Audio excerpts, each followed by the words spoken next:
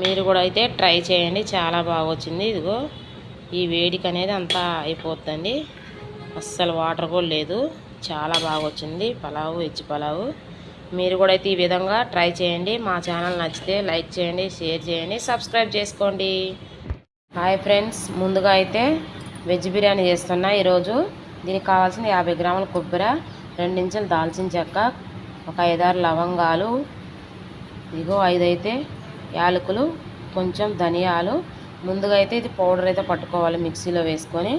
ఇదిగో ఈ విధంగా మిక్సీలో వేసుకొని పౌడర్ అయితే పట్టుకొని సిద్ధం చేసుకోవాలండి. ఫస్ట్ ఇగో పలావు కావాల్సిన హోల్ గరం మసాలా, ఇవన్నీ ఇవన్నీ తెలిసినాయి కదండి మీకు. ఇగో ఉల్లిపాయలు, టమాటాలు, పచ్చిమిర్చి అయితే కట్ చేసి పెట్టుకున్నాం.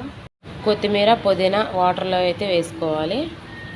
ఈ విధంగా అయితే మెత్తగా అయితే పట్టుకోవాలి. ఇదైతే కస్తూరి మేతి అండి, మళ్ళీ ఏదో అనుకుంటారు. ఇవన్నీ అయితే తెలుసులే మీకు. ముందైతే స్టవ్ అయితే ముట్టించుకొని ప్యాన్ అయితే పెట్టుకుందాం. ఆయిల్ అయితే పోసుకుందాం. కేజీలో వేస్తామండి. దానికైతే ఇప్పుడు 1 కేజీ ఆయిల్ అయితే పట్టింది.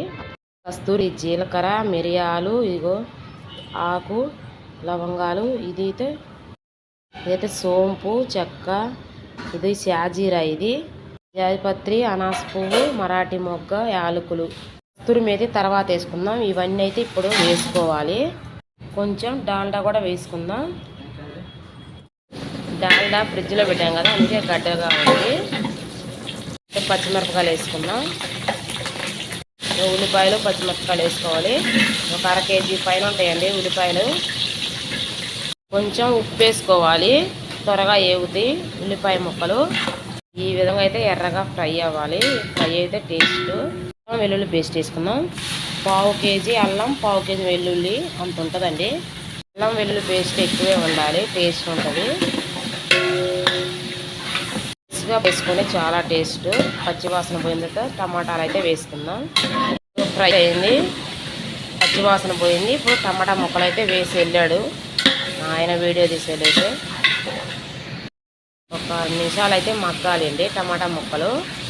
ప్లేట్ అయితే పెట్టుకోండి మీరు. నేనైతే మీ దగ్గరే ఉన్నా కదా, ప్లేట్ అయితే పెట్టుకోలేదు.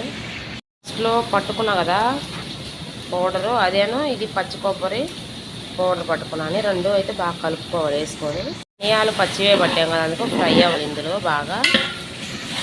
ఆ పౌడర్లో వెల్లుల్లి కూడా వేయాలి, అది మర్చిపోయా, తర్వాత అయితే వేసుకున్నా. ఇప్పుడు బిర్యానీ మసాలా వేసుకున్నాం. కొంచెం కొద్దిగా గరం మసాలా, 1 స్పూన్ అయితే కారం, ఎందుకంటే పచ్చిమిర్చి వేసుకున్నాం కదా. నేను పట్టుకున్న ధనియా పౌడర్ తగ్గింది. వాటర్ అయితే వేసుకున్నాం. 1కి 2. మీరు బాస్మతి అనుకో 1కి 1.5 వేసుకోవాలి. మా ఈ రైస్ అయితే 1కి 2 వేసుకుంటాం. తగినంత ఉప్పు వేసుకోవాలి. కస్తూరి మేతి అయితే ఇప్పుడు వేసుకోవాలి. అయితే హై ఫ్లేమ్ పెట్టుకొని మూత అయితే పెట్టుకుందాం. రైస్ 6 కేజీలు శుభ్రంగా 2-3 సార్లు కడుక్కొని మంచినీళ్ళు అయితే పెట్టుకొని పెట్టాడు. ఇప్పుడైతే దాంట్లో వడపోసుకోవాలి. రైస్ దాంట్లో వడపోసుకొని పెట్టుకుంటే నీళ్ళన్నీ శుభ్రంగా పోతాయి. తెరినప్పుడు అప్పుడు వేసుకోవాలి.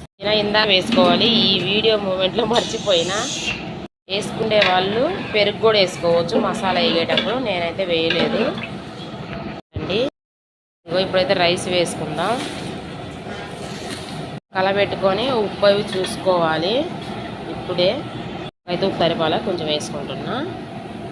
ఒక 5 నిమిషాలు మూత పెట్టుకుందాం. నాక పెట్టుకోవాలి. కలబెట్టి కొంచెం కొత్తిమీర, పుదీనా వేసుకొని ప్లేట్ పెట్టుకుందాం. పేపర్ పెడతాం. పేపర్ అయితే లేదు ఈరోజు. కలర్ రైస్ వేసినప్పుడు అయితే కలర్ వేస్తాయి. ఇప్పుడు కలర్ రైస్ కాదు కదా. 5 నిమిషాల తర్వాత చూద్దాం. వెయిట్ పెట్టుకోవాలి తిండి. చూద్దాము ఎలా వచ్చిందో. దానికి వాటర్ అంత వస్తుంది చూడండి, ఎంత బాగా వచ్చిందో. మీరు కూడా అయితే ట్రై చేయండి, చాలా బాగా వచ్చింది. ఇదిగో ఈ వేడికి అనేది అంతా అయిపోతుందండి, అస్సలు వాటర్ కూడా లేదు. చాలా బాగా వచ్చింది పలావు, వెజ్ పలావు. మీరు కూడా అయితే ఈ విధంగా ట్రై చేయండి. మా ఛానల్ నచ్చితే లైక్ చేయండి, షేర్ చేయండి, సబ్స్క్రైబ్ చేసుకోండి.